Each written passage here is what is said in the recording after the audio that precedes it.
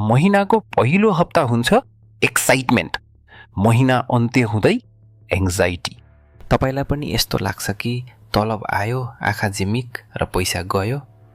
आज हामी पैसा कसरी बचाउने र बढाउने भन्ने कुरा गर्छौँ। नेपालमा एभरेज प्राइभेट सेक्टरको तलब 20,000 देखि 50,000 सम्म छ।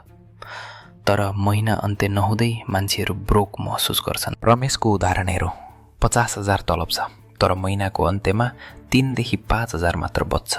किन? किनकि उसले अनकन्सियस स्पेन्डिङ गर्छ। सुनिताको समस्या लोन इन्टरेस्ट हो।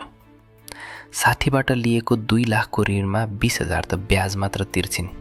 यो फाइनान्सियल क्यान्सर जस्तै हो। रिसर्चले भन्छ नेपालीहरूको खर्च 7 मुख्य तल छलफल भए अनुसार का क्याटेगोरीमा हुन्छ।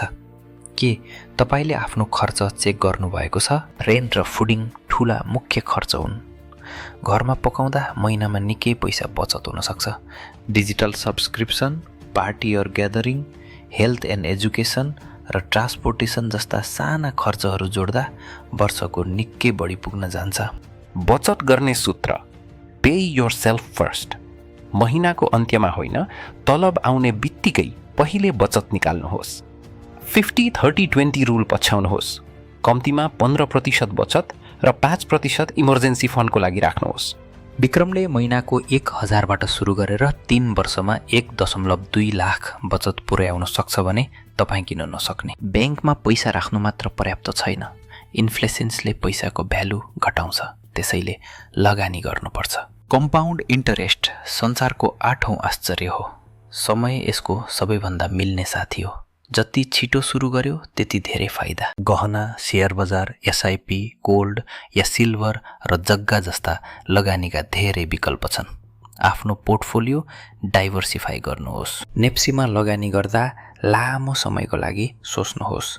एसआइपी महिनाको 500बाटै सुरु गर्न सकिन्छ। ऋण व्यवस्थापन गर्नुहोस् र बिमालाई आपतकालीन सुरक्षाको रूपमा प्रयोग गर्नुहोस्।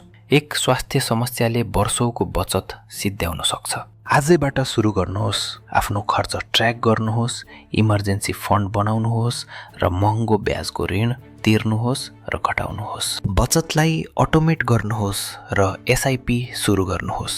यो भविष्यको लागि तपाईको ठुलो लगानी हुनेछ। नेपालमा रिसोर्स छ, नलेज मात्र थिएन, तर आज छ। पैसा कसरी कमाउने मात्र होइन, कसरी बचाउने भन्ने प्रतिस्पर्धा आजैबाट सुरु गर्नुहोस्। यस्तै आर्थिक रहस्य बुझ्न र वित्तीय साक्षरताका लागि मलाई फलो गर्नुहोस् र आगामी भिडियो के विषयमा बनाऊ कमेन्टमा भन्नुहोस्। धन्यवाद।